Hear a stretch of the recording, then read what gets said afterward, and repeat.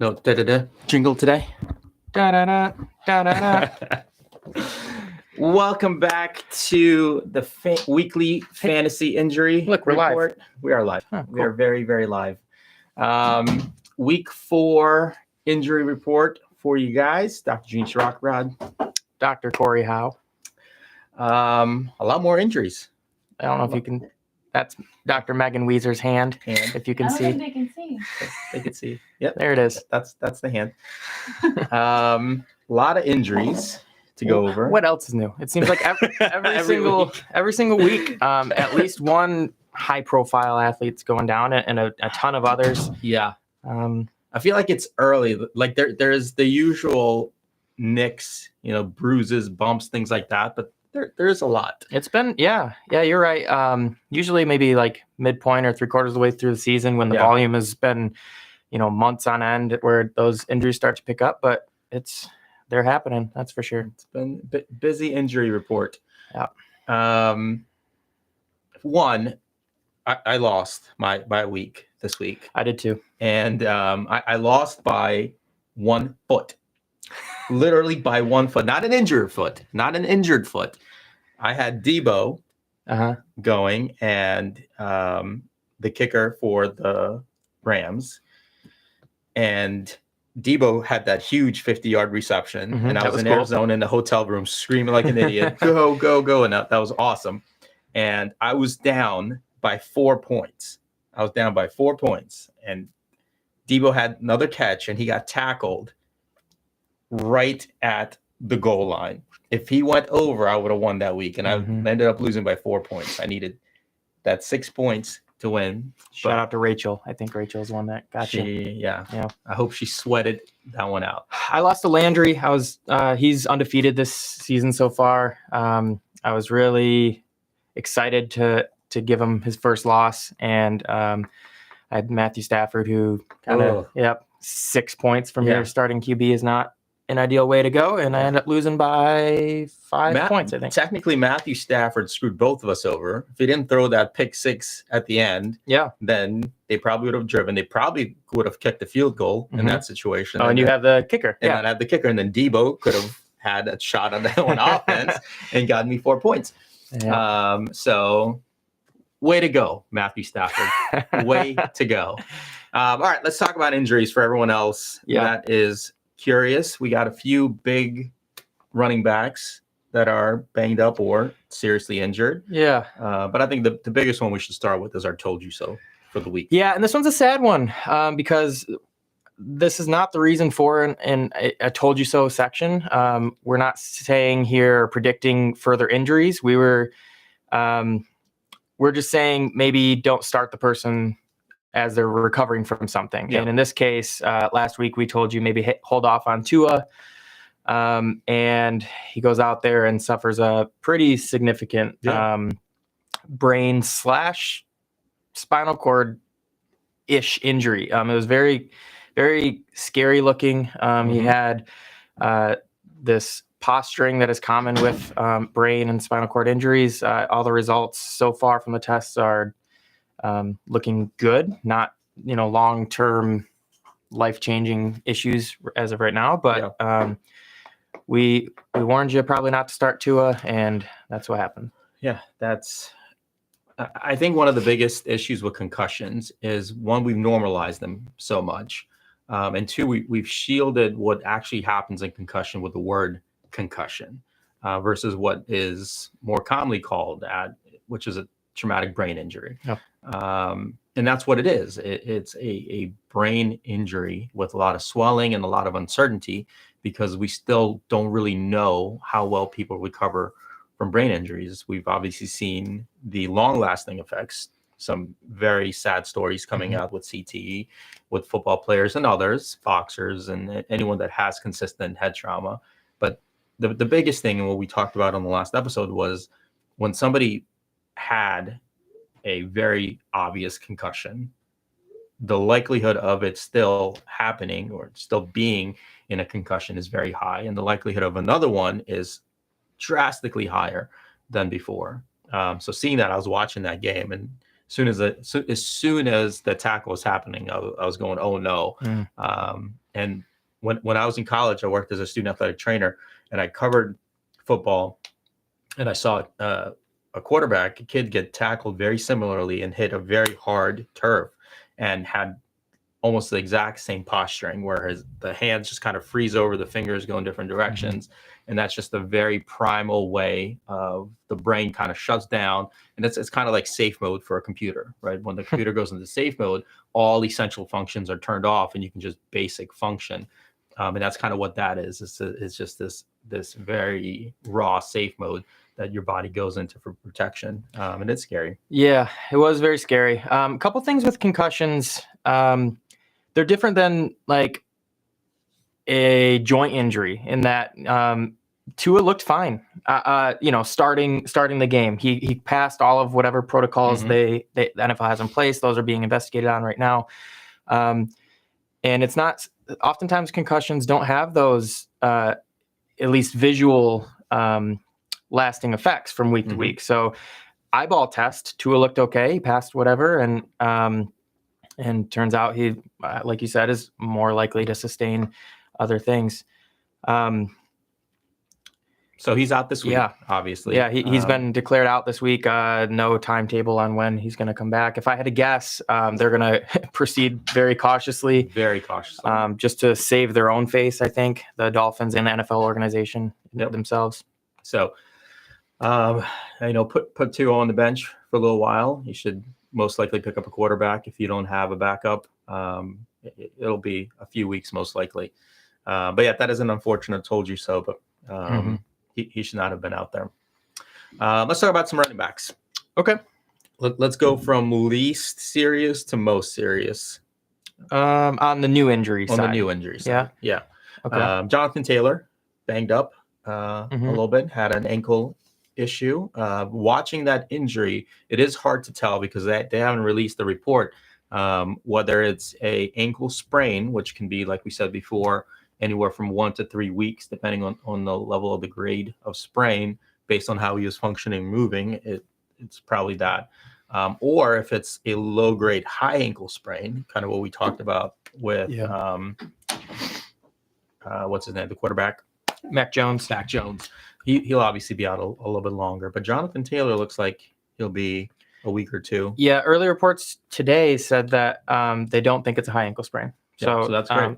So, but that doesn't mean a low ankle sprain is something they can bounce back with this week. Other things to note is the Colts are playing on Thursday this week, so it's a short turnaround. Likelihood of Jonathan Taylor playing, I would say, is low. It sucks to think to put Jonathan Taylor on the bench if he's active, but we've talked every week that lower body injuries are tough for running backs to be able to produce at a high level with. So I would say they're probably not going to start Jonathan Taylor this week, keep him out a little bit, but he's questionable. Or even if they start him, he's going to have limited reps as well. So he's a very risky play. It's still Jonathan Taylor, but he also hasn't had the typical season that he's had, which is, you could say that about a lot of running backs so far this season. That's true. So I would, at the very least, keep an eye on his practice participation this week. If he's on limited practice or not practicing at all, I'd be hard pressed to put him in a RB1 slot. Yeah, that's for sure. I think their backup, who's filled in for Jonathan Taylor in the past, does a solid job, serviceable job. Not Jonathan Taylor, but Nyheim Hines is his name. So that's something to consider if you are a Taylor owner. Yep. All right, moving down the list. Who else we got? Cordarrelle Patterson.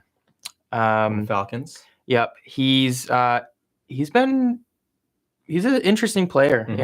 He started off as a star kick returner, and then they kind of transitioned him to this wide receiver and then running back role, and he's kind of excelled at all of them.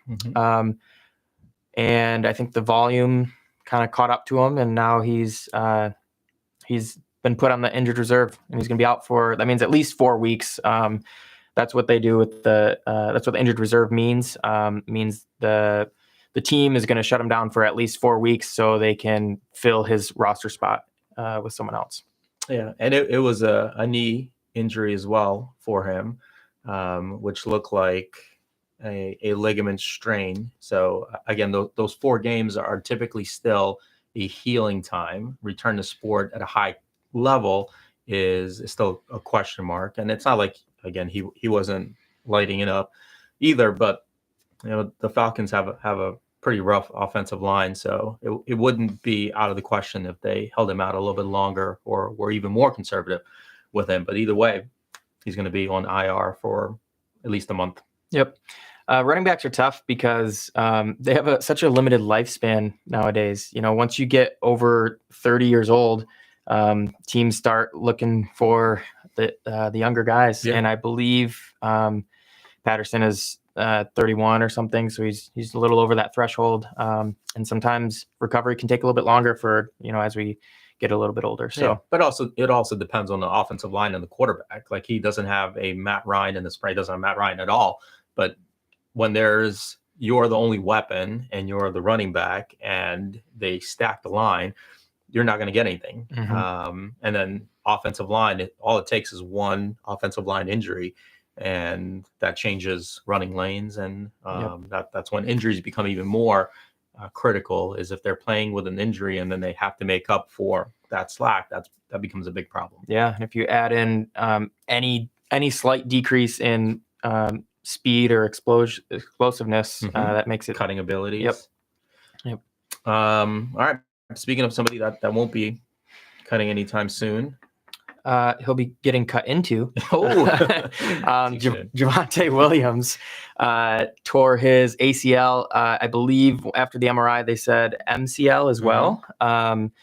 And once he gets on the operating table, they'll see if there's anything else that they want to clean up in there. Most likely meniscus if he's got those two. Yeah, terrible triad. Yeah. So he's out for the season. Obviously, if you had Javonte, that sucks. Yeah, but you know what else sucks is the Denver Broncos offense. They've been sucking in general. Their defense is good, though. Oh my God. Yeah, the defense is doing pretty good. So that's a big blow to the Denver Broncos for sure. Russell Wilson looked a little bit better last week, but definitely a big blow to have your main running back. They were having a committee anyway with Melvin Gordon. They've said they expect Melvin Gordon to have a bigger role this week, which makes sense. Yeah. Except he's fumbled 4 times in 4 games. Yeah, that's for those of you who don't know football, that's not good. FYI. Yeah. Fumbling is bad. Yeah. Not a good track record. So they, at least on the outside, they're saying we have faith in Melvin Gordon. But I could see they have a younger running back on the third string. I could see him taking some snaps from Melvin Gordon, especially if the fumbles continue. Yeah. Also gives opportunity to maybe Judy or Sutton. If you have Judy as maybe not a wide receiver 2, but as a flex, that could be a solid option to play him in a flex position, because he's probably going to get more looks from Russell Wilson. Yeah, for sure. The talent's there for Sutton and Judy. It's just they haven't been on the same page with Russ too much. Speaking of Russ, I know we're in running backs right now, but he was limited at practice either yesterday and today, or I guess probably just yesterday so far, with a right shoulder injury. Soreness. Yep. Most likely he's going to play, but it is something to take into consideration, because when you throw with your right shoulder, it's kind of important. Yeah, it's kind of important. So keep that in mind for you Russ owners. Yeah, similar parallel is Tom Brady. He's got a low-key rotator cuff strain, which is very important for throwing. Again, rotator cuff kind of acts as like a little parachute, so essentially slows down, at least some of those muscles slow down the throwing motion, which really helps with accuracy and the ability to get the ball there. Yeah, accuracy and precise speed too. So that's tough. Neither Brady or Russell Wilson left the game. So their injuries are likely to be minor, but it is just something to consider that production may go down a bit. The Tampa Bay offense still looked pretty good overall. They still lost to Kansas City, but Tom Brady finally looked kind of back to a little bit of good form. He got Evans back, Godwin's back. Yep. So he's got some weapons coming back. Fournette stepped up.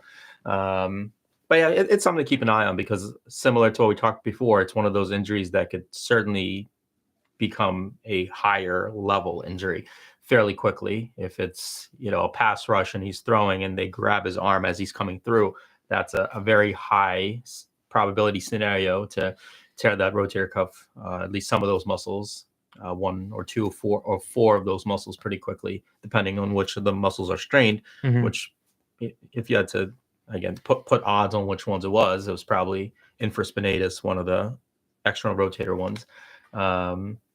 So something to keep an eye on as well. So if you have Brady, again, his age is not a limiting factor necessarily, but it does change the healing times for the body when you're in your 40s. He is on that TB12 method, so he might come back stronger than ever. Will be even less. Yeah.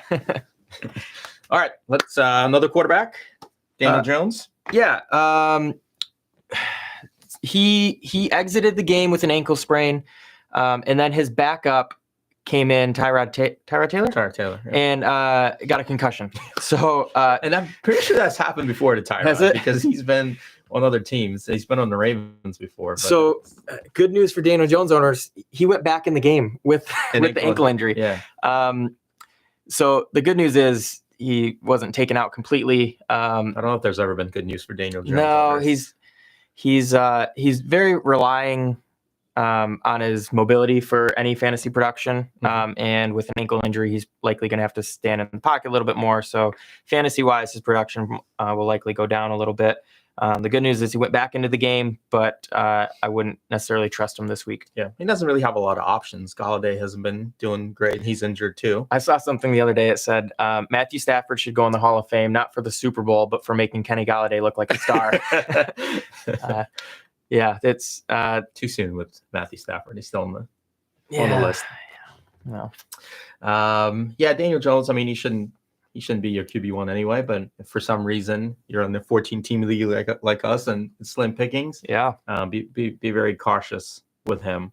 Foot wise, we got a receiver. Rashad Bateman? Yeah, receiver. Yeah, for any of the viewers outside of Baltimore, you probably don't care about Rashad Bateman. But we are in Maryland, so we can talk about Rashad Bateman. Hey, he's a solid flex option. He's a talented guy. I think he hasn't quite reached his ceiling yet. I think he can continue to get even better. He could be that wide receiver one for Baltimore for sure. Yeah. Well, I think Andrews is always going to be wide receiver one in Baltimore. Tight end one. Yeah. But yeah, no, I see what you're saying. Yeah. He's more wide receiver one than tight end, especially with multi-tight end formations that the Ravens run. But Bateman certainly has been stepping up. I mean, he's had multiple touchdowns, but he does need a speed. And obviously, if there's a foot injury, which John Harbaugh said isn't serious, it should be day-to-day, and he should be in. We don't know the specifics of the foot injury, but that's important for somebody that for sure makes his living as a precise route runner and somewhat fast. I mean, he doesn't have blazing speed, but he's pretty fast. Foot for that, yeah. Faster than me. We got to check that out. Quick check-in. We talked about Keenan Allen a couple times already. He's been dealing with the hamstring issue. He was actually trending positively last week, questionable to start rather than out, which was a good thing. And then on Thursday, he reportedly left with the training staff, left practice early, and then did not participate Friday. So they're not saying that there's been a setback per se, but any thoughts of him starting last week obviously went away. So right now he's questionable. Could maybe take could maybe start this week, but like we said in the past, first game back, even if an athlete like Keenan Allen, I'd be a little cautious on game one. Yeah, and he's following very much exactly what we talked about during that episode, right? Hamstring issues and injuries are so unpredictable, and the healing times are also a little tricky because they can feel good and recover, but time or return to sport is such a different energy that it's hard to be confident in that. Yeah. And they made the right call. I think the Chargers still looked really solid on last week, even without Keenan Allen. So why risk it? If the Chargers are planning for a playoff push, might as well pump the brakes a little bit on Keenan Allen and save him for when they really need him later in the season. Yeah. And again, this is also the time where Herbert should be healing up, right? As is which cartilage and rib injury that we were talking about. I want to shout out to Linda. Who let us know that because of our podcast saying to maybe don't start Herbert in, I believe, week 3 when he was really dealing with that rib stuff. And because of our podcast, she didn't start him, and she won the league or her week because of her backup quarterback did a lot better than Justin Herbert did. So just a cool success story. Yeah. I proposed a trade to Linda that she declined. Oh, so shout out. Only half a shout out. Yeah, half a shout out. I'll shout you out. Gino, throw you under the bus. Yep. I'm not saying what the trade was, so okay. I'm not going to put it out there like that. Anyone else you can think of? I'm only bringing these guys up because they are top 10 at their respective positions. DeAndre Swift and Amon-Ra St. Brown. Nothing to do with the Lions. Nothing to do with that. They're the Lions, and I'm biased towards them. But they're top 10 in their position, so it is something to talk about. We mentioned it last week. They're likely going to shut them down until after the bye week. Everything that I can see right now leading up to that is still the case. Technically, they're questionable right now, but as a Lions fan, I would rather them sit them out again. Mm-hmm. This is week 5. Their bye week is week 6, so they'll have 2 more weeks before week 7, and I think that would be the smart play because the Lions offense, the number 1 offense in the NFL right now, even without DeAndre Swift and Amon-Ra St. Brown, it's been amazing, mostly because their defense sucks, so they have to throw the ball a ton. Yeah, they've been scoring a ton of points. Yeah, I think they have the most touchdowns out of all NFL teams too. I didn't think I would actually ever say this, but Goff is an actual viable quarterback option. He was QB1 last week in points scored, and he's QB4 on the season in fantasy production. So if that doesn't tell you how weird this football season is so far, I don't know what will. Yeah, it's been crazy. Lions offense anyway, from a fantasy perspective, very vital to a lot of team success. So keep them on your radar. It's not like you can go pick them up or anything because whoever has them is going to keep them. Yeah. But trade possibly. Trade while they're injured and plan for the rest of the season. That's a good idea. Yep. All right. Well, that's week 4 of the weekly injury report. Make sure you subscribe. We'll catch you again on next week's episode. Da-na-na, da-na-na, da-na-na.